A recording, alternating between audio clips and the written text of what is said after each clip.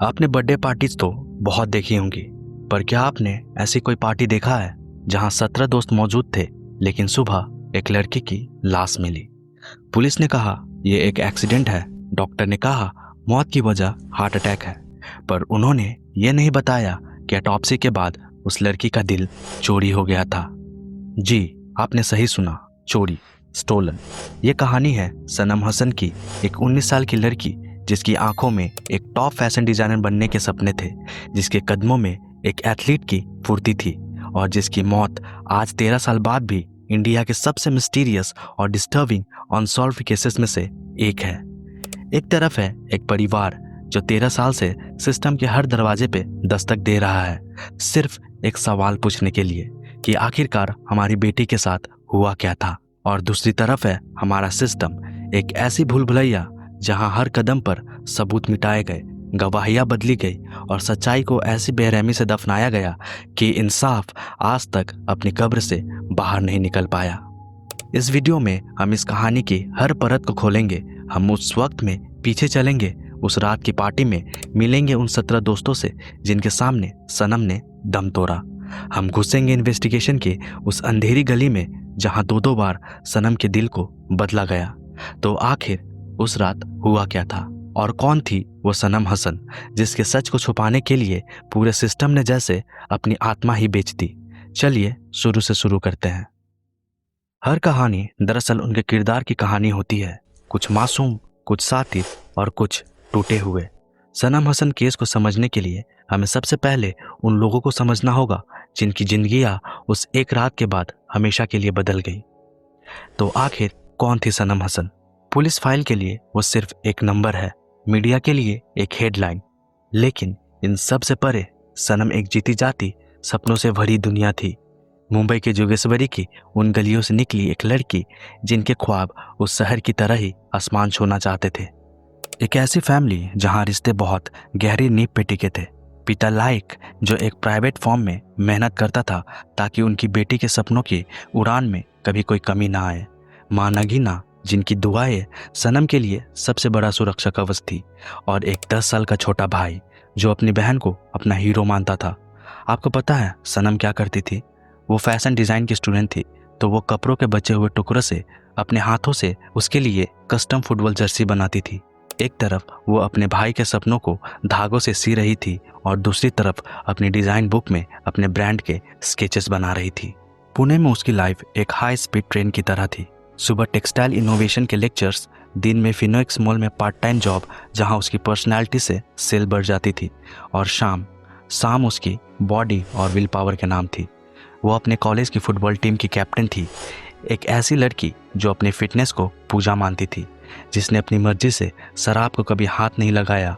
उसके लिए autopsy report में अक्यूट अल्कोहलिज्म और 70% हार्ट ब्लॉकेज लिखना सिर्फ एक मेडिकल ओपिनियन नहीं था, ये उसके वजूद की, उसकी आइडेंटिटी की सरेआम बेइज्जती थी। अब आते हैं उस शख्स पर जिसके इर्द गिर्द इस कहानी का सबसे गहरा राज छुपा है। मोहनीश विजय बोरेट, 23 साल का एल्डो स्टोर में सनम का मैनेजर। दिखने में वो हर उस नए एम्प्लॉय का सपना था, दोस्तों का दोस्त, हेल्पफुल सीनियर और एक परफेक्ट मेंटर। सनम की प्रोफेशनल लाइफ में उसने ही उसे गाइड भी किया, लेकिन हर चमकती चीज़ सोना नहीं होता। इस दोस्ती और मेंटरशिप के पर्दे के पीछे एक अजीब सा कंट्रोल और जेलसी का कॉम्प्लेक्स छुपा था। कलीग्स ने बाद में बताया कि मोहनीश दूसरों की तरक्की से जलता था और सनम के केस में उसकी कंसर्न कब हक जताने में बदल जाती थी पता नहीं चलता था। हर कहानी में एक ऐसा दिन, एक ऐसी रात होती है जहां से सारे रास्ते बदल जाते हैं। सनम की लाइफ में वो रात थी 2 अक्टूबर 2012 की। दिखने में तो ये एक जश्न की रात थी, उसकी 19th बर्थडे का जश्न, पर दरअसल ये एक जाल था जिसमें सनम की जिंदगी उलझ के रहने वाली थी। शाम के 7 बजे थे। पुणे के वड़ागांव शहरी इलाके में ब्रह्मा सन सिटी, एक मॉडर्न गेटेड सोसाइटी। यहाँ एक रेंटेड फ्लैट में सनम के दोस्त उसके सरप्राइज बर्थडे के लिए इकट्ठा हो रहे थे और इस पार्टी का होस्ट वही मोहनीश बोरेट। यहाँ एक बात गौर करने वाली थी, 2 अक्टूबर गांधी जयंती, पूरे देश में ड्राई डे होता है, यानी शराब की बिक्री और सेवन पर पाबंदी। लेकिन इस पार्टी में ड्राई डे के नियम की धज्जियां उड़ाते हुए 24 बियर की बॉटल्स और दूसरे स्पिरिट्स का पूरा इंतजाम था। पार्टी में सनम के सिम्बायसिस के दोस्त थे, एल्डो स्टोर के कलीग्स थे, करीब 17 लोग। माहौल बिल्कुल नॉर्मल था, जैसे किसी भी 19 ईयर ओल्ड की बर्थडे पार्टी में होता है। लेकिन इस शोर और हंसी के पीछे एक साजिश सांस ले रही थी। सनम, जैसे कि हम जानते हैं, शराब नहीं पीती थी। उसने शुरू में मना भी किया, लेकिन जब आप दोस्तों के बीच होते हैं तो पीयर प्रेशर एक ऐसी चीज़ है जिससे बचना मुश्किल हो जाता है। और जब पार्टी का होस्ट, आपका सीनियर, आपका सो कॉल्ड मेंटर ही आपको फोर्स करने लगे तो अलग अलग अकाउंट के मुताबिक सनम को पीने के लिए उकसाया गया। एक सिप ले ले, कुछ नहीं होगा, बर्थडे है तेरा, इतना तो चलता है। इन आवाज़ों के बीच ना चाहते हुए भी सनम ने वो घूंट पी लिया। एक अनजान जिस्म के लिए जो इस चीज़ का आदी नहीं था, वो एक घूंट भी जहर के बराबर हो सकता था। रात बढ़ती गई, म्यूजिक तेज होता गया और आधी रात आते आते सनम की तबीयत बिगड़ने लगी। उसकी अनजान बॉडी उस अल्कोहल को रिजेक्ट कर रही थी। रात के ठीक 2 बजे अचानक सब बदल गया। सनम अपनी जगह से उठते हुए जमीन पर गिर गई। उसे कन्वल्जन्स हो रहे थे, झटके लग रहे थे, उसे लगातार उल्टियाँ हो रही थी। वो अपने सीने को पकड़ रही थी, जैसे अंदर कुछ आग की तरह जल रहा हो। ये किसी नॉर्मल ज़्यादा पी लेने के सिम्टम्स नहीं थे। ये एक मेडिकल इमरजेंसी थी, एक ऐसी स्थिति जहां हर सेकंड कीमती था। उस कमरे में 17 लोग थे। किसी के फ़ोन से भी सिर्फ एक कॉल, एक एम्बुलेंस या एक डॉक्टर को बुलाया जा सकता था, पर ऐसा कुछ नहीं हुआ। यहाँ से शुरू होता है इस कहानी का सबसे काला, सबसे संदिग्ध चैप्टर। मेडिकल हेल्प बुलाने के बजाय मोनिस ने सनम को उठाकर एक बेडरूम में लेटा दिया। उसे नींबू पानी जैसी चीजें दी गई और दरवाजा बंद कर दिया गया। 6 घंटे, रात के 2 बजे से लेकर सुबह के 8 बजे तक, पूरे 6 घंटे सनम उस बंद कमरे में मौत से लड़ती रही और बाहर पार्टी शायद चलती रही। उन 6 घंटों में उस बंद कमरों में क्या हुआ? सनम ने मदद के लिए चीखा होगा, उसका दर्द कितना बढ़ गया होगा, और मोनिस ने डॉक्टर को फोन क्यों नहीं किया? ये लापरवाही थी या एक सोची समझी साजिश का पहला पर्दा? क्या वह सबूत मिटाने के लिए टाइम खरीद रहा था, या उसे अंदाजा ही नहीं था कि सनम मर रही है? ये 6 घंटे इस केस की वो मिसिंग लिंक है जिसका जवाब आज तक सीबीआई भी नहीं ढूंढ पाई है। जब सुबह हुई और शायद नशा का खुमार उतरा, तब उन्हें एहसास हुआ कि मामला कितना गंभीर है। सनम का जिस्म ठंडा पड़ चुका था, सांसें शायद रुक चुकी थी। इस डाउन्स डिस्प्रेशन में उसे जल्दी से गाड़ी में डालकर पास के कोरेगांव पार्क के रूबी हॉल क्लिनिक में ले जाया गया। सुबह के 8:30 बजे डॉक्टर्स ने चेक किया और उसे डेड ऑन अराइवल डिक्लेयर कर दिया।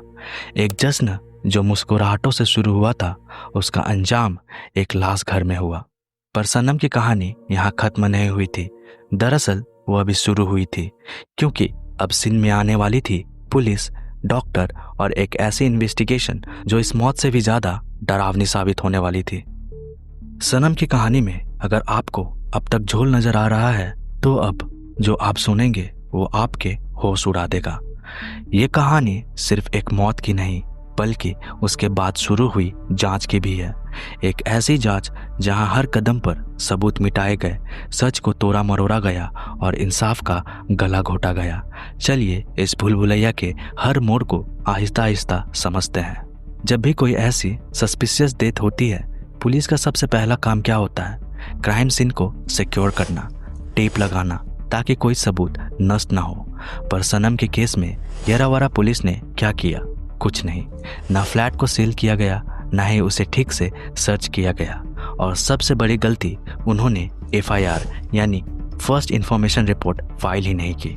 उसकी जगह एक मामूली ADR यानी एक्सीडेंटल डेथ रिपोर्ट फाइल कर दी। अब आप सोचिए इसका क्या मतलब है। ADR का मतलब है पुलिस शुरू से ही मानकर चल रही थी कि ये एक एक्सीडेंट है। जब आप मामले को जुर्म मानेंगे ही नहीं, तो उसकी जांच एक क्रिमिनल केस की तरह कैसे करेंगे? यही नहीं, उस सोसाइटी के CCTV फुटेज जो शायद उस रात का सबसे बड़ा राज खोल सकती थी, उसे भी सिक्योर नहीं किया गया। पुलिस के पहुंचने तक वो ओवरराइट हो चुकी थी, और वो वॉचमैन जो उस रात ड्यूटी पर था, जो बता सकता था कि फ्लैट में कौन कब आया कब गया, वो भी जैसे हवा में गायब हो गया। उससे भी ठीक से पूछा नहीं गया। तो शुरू के 24 घंटे किसी भी इन्वेस्टिगेशन के लिए सबसे क्रूशियल होता है। उन्हें ऐसे ही बर्बाद कर दिया गया। बुनियाद ही इतनी कमजोर रखी गई कि आगे की इमारत तो गिरनी ही थी।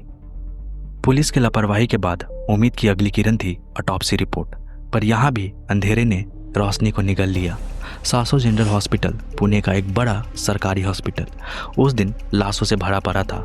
सनम के अलावा वहाँ 4 और बॉडीज आई हुई थी।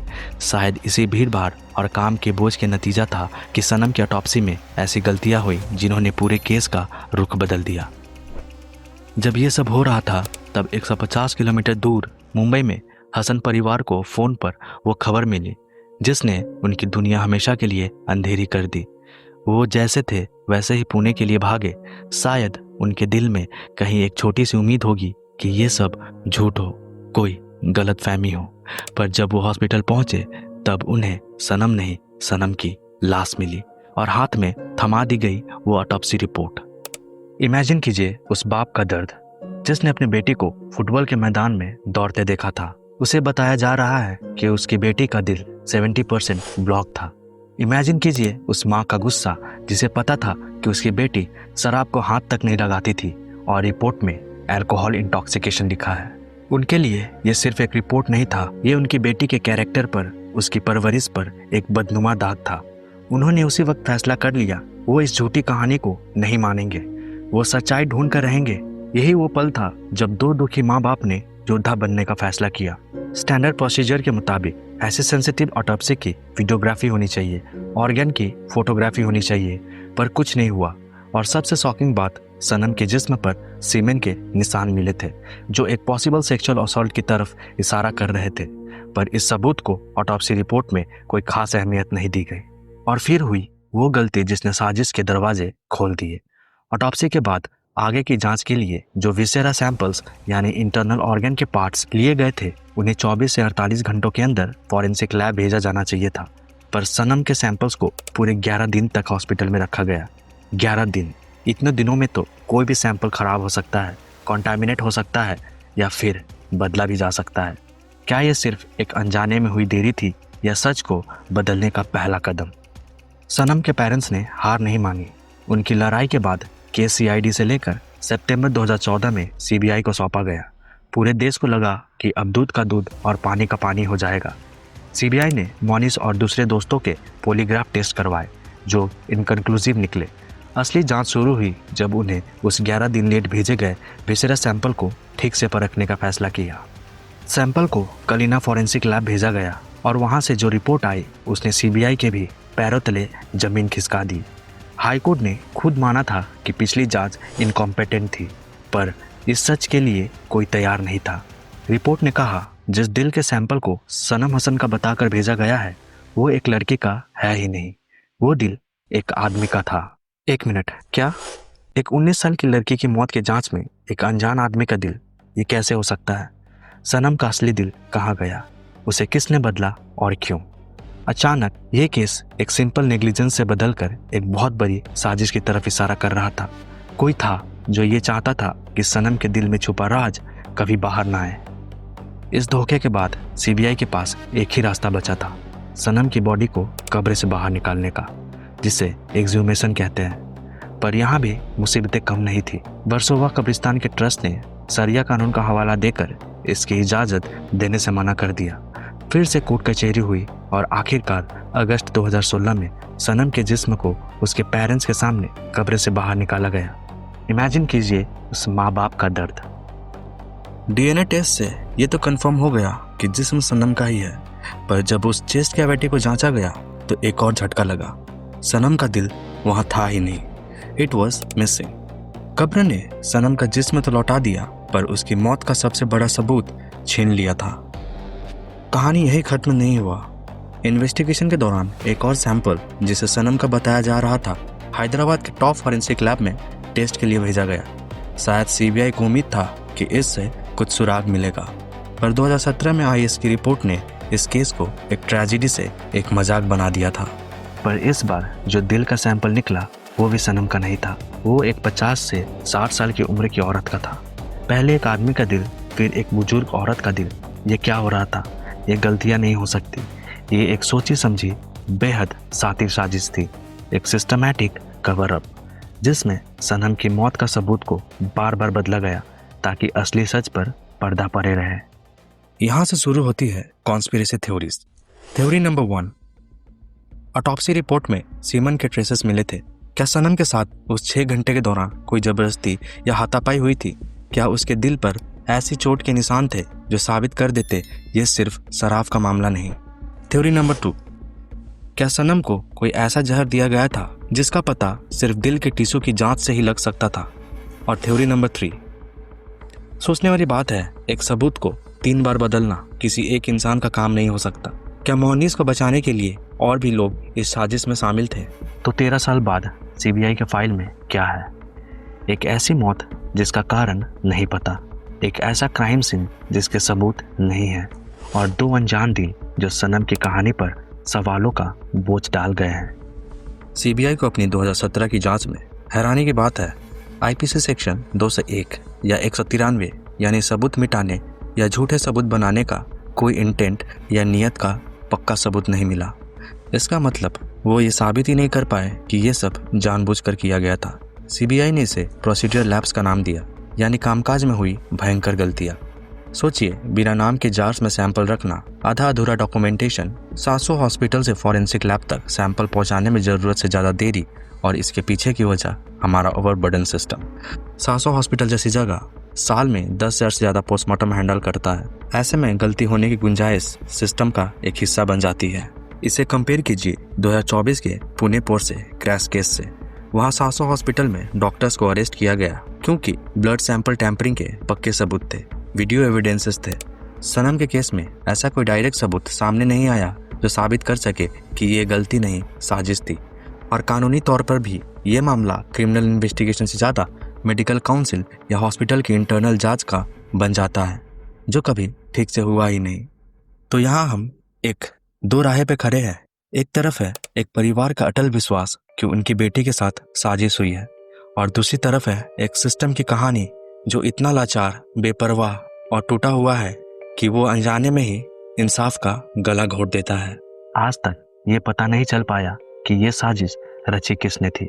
कौन है वो जो इतना पावरफुल है कि देश की सबसे बड़ी इन्वेस्टिगेशन एजेंसी को भी चकमा दे सकता है? और सबसे बड़ा सवाल, सनम का असली दिल कहाँ गया? आज इस बात को 13 साल हो चुके हैं। 13 साल एक अरसा बीत जाता है। सनम का छोटा भाई अब बड़ा हो गया है उस अंधेरी रात की परछाइयों में। नगीना और लेक हसन आज भी हर दरवाजा खटखटाते हैं। उनकी ऑनलाइन पिटीशन पर हजारों लोग साइन करते हैं। ट्रू क्राइम पॉडकास्ट जैसे इकोज ऑफ बेट्रियल इस क्राइम को जिंदा रखते हैं, पर नतीजा सफर। सनम की मौत आने वाले एक बड़े तूफान के संकेत थी।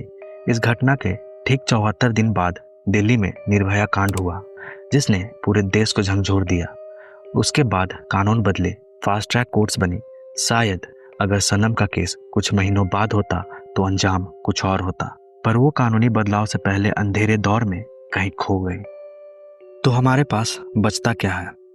कुछ अनसुल से सवाल, पार्टी में मौजूद 17 लोगों के बदलते हुए बयान, ओवरराइट हो चुकी सीसीटीवी फुटेज, मोनिस बोरेट जो मामूली से 15,000 रुपए के बॉन्ड पर अरेस्ट होने के कुछ ही घंटों में बाहर आ गया और जिसका पॉलीग्राफ टेस्ट भी इनकन्क्लूसिव रहा, और 2 अनजान दिलों की कहानी जिन्होंने सनम के सच को दफना दिया। सनम हसन की कहानी सिर्फ एक कोल्ड केस नहीं है, यह हमारे सिस्टम पर एक दाग है। ये एक आईना है जो दिखाता है कि कैसे पावर, पैसा और लापरवाही मिलकर इंसाफ का गला घोट सकते हैं। जब तक सनम का दिल नहीं मिलता, जब तक उस रात का सच सामने नहीं आता, तब तक ये केस बंद नहीं होना चाहिए। हमारे चैनल डाइव इन पर हमारी कोशिश यही होती है कि हम ऐसे ही कहानियों के तह तक जाए, उन अनकहे सच को आपके सामने लाए जिनके बारे में लोग अक्सर बात करने से डरते हैं। आपके इस बारे में क्या राय है? इस सिस्टम की सबसे बड़ी गलती कहाँ हुई, और क्या सनम को इतने सालों बाद कभी इंसाफ मिल पाएगा? अपने विचार नीचे कमेंट में जरूर लिखें। Let's start a conversation. अगर आप चाहते हैं कि ऐसी ज़रूरी कहानियाँ लोगों तक पहुँचती रहे, इस वीडियो को लाइक करके हमारा हौसला बढ़ाएं और डाइव इन को सब्सक्राइब करना ना भूलें। बेल आइकन जरूर दबाएं ताकि हमारी अगली इन्वेस्टिगेशन मिस ना करें, क्योंकि जब तक हम और आप मिलकर गहरे सवाल पूछते रहेंगे, तब तक सनम जैसी आवाज जिंदा रहेगी।